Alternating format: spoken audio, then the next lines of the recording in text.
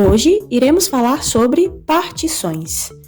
Imagine um tipo de caneta, que é vendida em embalagens com 3 canetas azuis e uma vermelha. Em 100 embalagens, há quantas canetas azuis?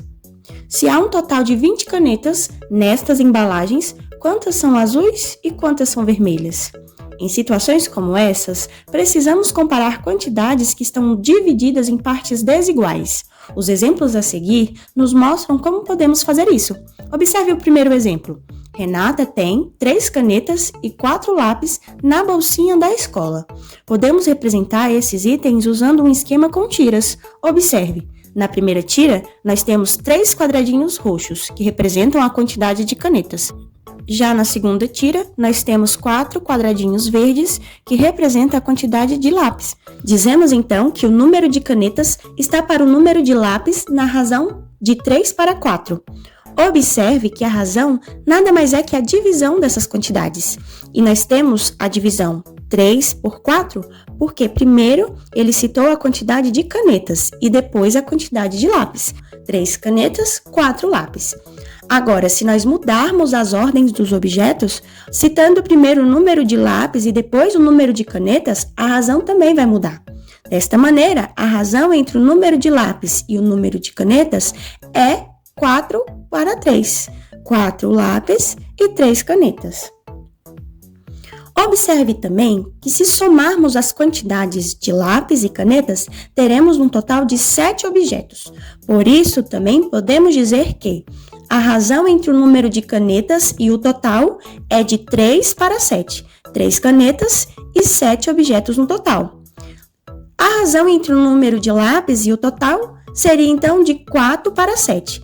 4 lápis e 7 objetos no total. Além desse primeiro formato, podemos também representar a razão por meio de fração. Observe.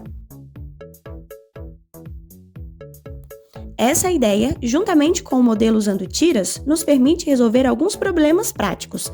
Veja o exemplo a seguir. Exemplo 2. Uma sala de aula tem 25 meninas e o número de meninas está para o número de meninos numa razão de 5 para 3.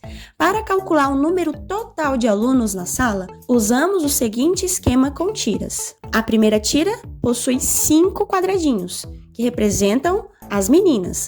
A segunda tira possui 3 quadradinhos, que representam os meninos. Por meio de razão, podemos também representar. Aqui nós temos a razão representada na forma de fração, sendo que dos 5 terços, 5 é em relação às meninas e o 3 é em relação aos meninos. Observe que o enunciado nos diz que há 25 meninas. Com isso, para achar a quantidade de meninos, é só encontrar o denominador dessa fração. E isso já aprendemos. Observe que são frações equivalentes. De 5 foi para 25, logo temos que multiplicar por 5. E se multiplicamos por 5 em cima, temos que multiplicar por 5 embaixo. Logo, embaixo nós teremos 3 vezes 5, que dá 15. Olha que legal! Na razão 5 para 3, se há 25 meninas, terá que haver 15 meninos. E o total será de 40 alunos, pois 25 mais 15 é igual a 40.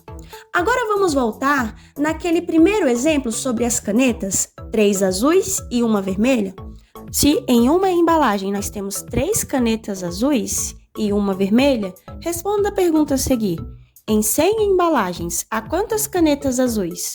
Bom, se em uma embalagem há 3 canetas azuis, em 100 embalagens haverão 300 canetas azuis, pois é 3 vezes a quantidade de embalagens, que é 100. 3 vezes 100, 300. No segundo exemplo, nós temos o seguinte. Se há um total de 20 canetas nestas embalagens, quantas são azuis e quantas são vermelhas? Bom, nós sabemos que a razão é 3/4, sendo que 3 se refere a canetas azuis e 4 se refere ao total de canetas. Se agora o total for 20, qual será a quantidade de canetas azuis? Bom, observe, de 4 passou a ser 20.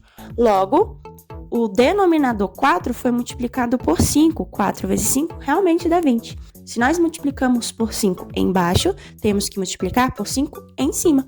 3 vezes 5, 15. Isso nos permite descobrir que se houver 20 canetas nestas embalagens, haverão 15 canetas azuis. Como temos um total de 20 canetas e 15 canetas são azuis, temos que 5 canetas são vermelhas.